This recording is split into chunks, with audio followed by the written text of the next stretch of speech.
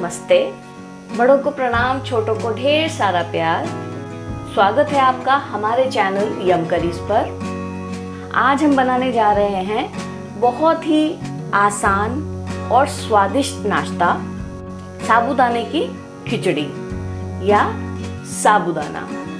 इसे आप व्रत में भी खा सकते हैं और आप नॉर्मल डेज में ब्रेकफास्ट में, लंच में, डिनर में भी खा सकते हैं। ये बहुत ही हल्का होता है लेकिन हेल्दी होता है। तो चलिए शुरू करते हैं जायके का सफर यम करीज पर।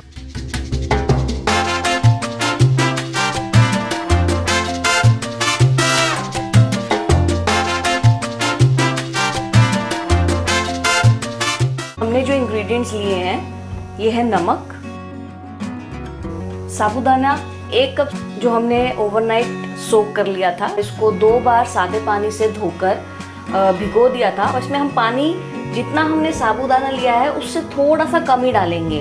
तो इसका मतलब हुआ कि जब हम इसे भिगोएंगे तो पानी बिल्कुल साबूदाने के लेवल पे होना चाहिए, उससे ज़्यादा नहीं होना चाहिए, नहीं तो ये गीला हो जाएगा और फिर खिला खिला नहीं बनेगा। आलू लिए हैं 2 बड़े चम्मच, शींगदाना या कच्ची मूंगफली, बारीक कटी हुई 2 हरी मिर्च। अगर आप तीखा कम खाते हैं तो आप इसको कम भी कर सकते हैं। बारीक कटा हुआ ताज़ा धनिया और 1 चम्मच, छोटा चम्मच देसी घी।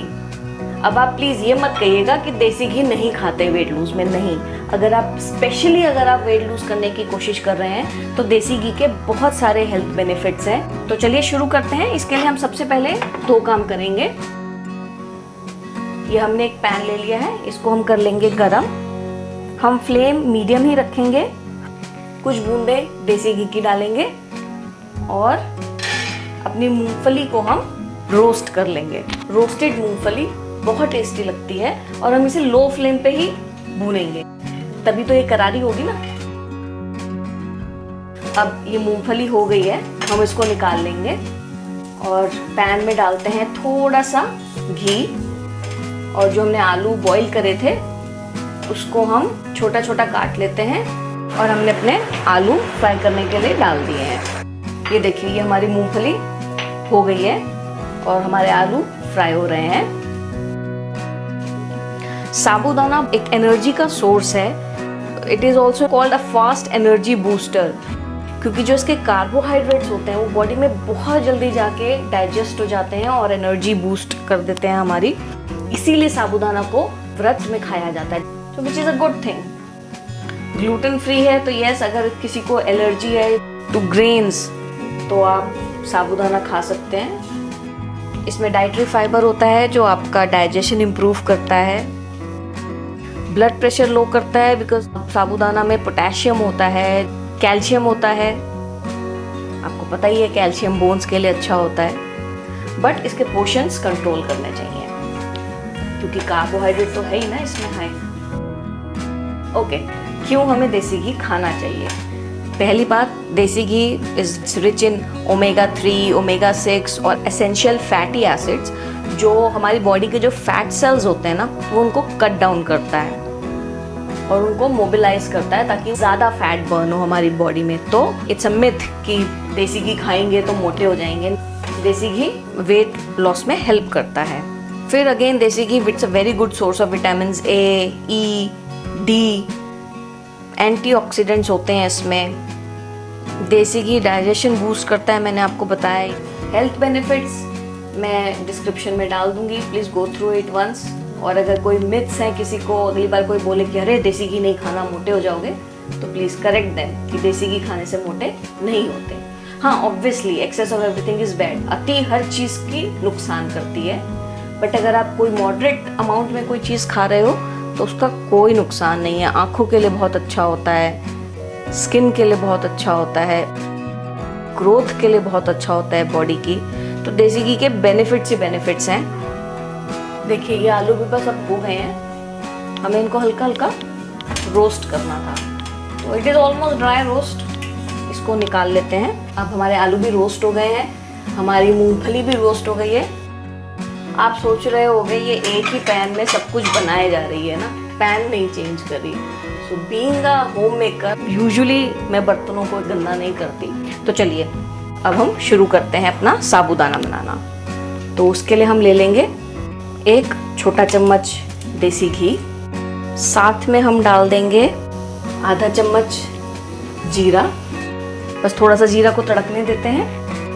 यहाँ पे हमने गैस अपनी मीडियम कर लेनी है। अभी तक हमने आलू जो रोस्ट करे हैं, मूंगफली जो रोस्ट करी है वो लो फ्लेम पे करी है। अब हम इसको मीडियम फ्लेम कर लेंगे। जैसे ही जीरा तड़क जाता है हम इसमें डाल देंगे हरी मिर्च, साथ ही डाल देंगे आलू जो हमने रोस्ट करे हैं। हरी मिर्च की कितनी बढ़िया खुशबू आ रही है ना, मज़ेदार।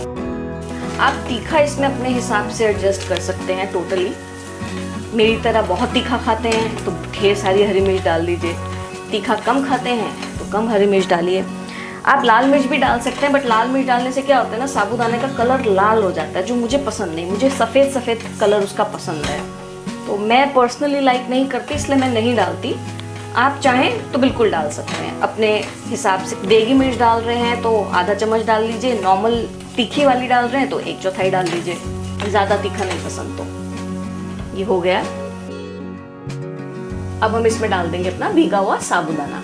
ये 1 कप साबूदाना मैंने भिगोया था, बट अब इसको चलाते रहना है आपने, बिल्कुल हाथ रोकना नहीं है अपना। 1 मिनट के लिए भी इसको हमने हिलाना छोड़ना नहीं है। Just keep stirring it. This is very very important. जहाँ हम रोकेंगे वहाँ हमारा साबूदाना चिपक जाएगा एक दूसरे से, खिला खिला नहीं बनेगा। नमक डाल लेते हैं स्वाद अनुसार। मूंगफली हम अभी नहीं डालेंगे, वो बिल्कुल लास्ट में डालेंगे। हिलाना नहीं छोड़ना बिल्कुल भी, नहीं तो चिपक जाएगा आपस में।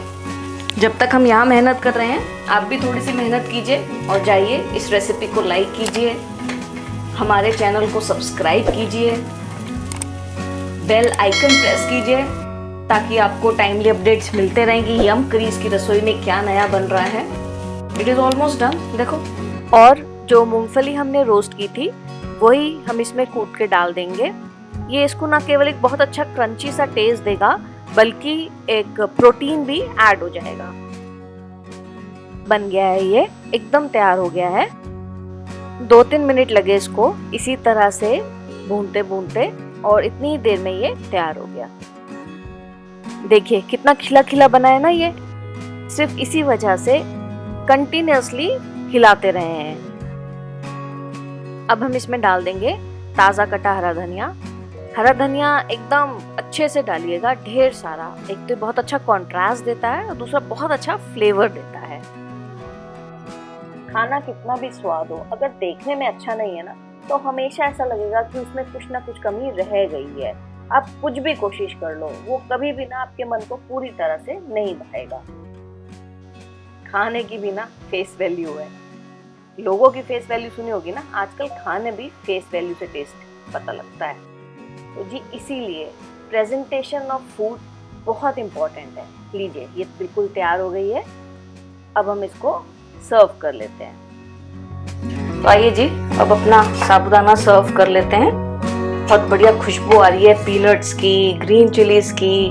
वाह वाह, देखिए एक एक साबूदाना का दाना कितना खिला खिला है, देख रहे हैं आप। इसी वजह से एक तो हमने इसे रात को भिगोया कम पानी में, और जब हम इसे बना रहे थे तो हम इसे लगातार हिलाते हुए चलाते हुए बना रहे थे। बस वो स्टीयरिंग नहीं रोकनी, अगर आपने स्टीयरिंग रोक दी तो फिर ये चिपक जाएगा, और अगर ये चिपक गया तो फिर ये बिल्कुल भी अच्छा नहीं लगेगा।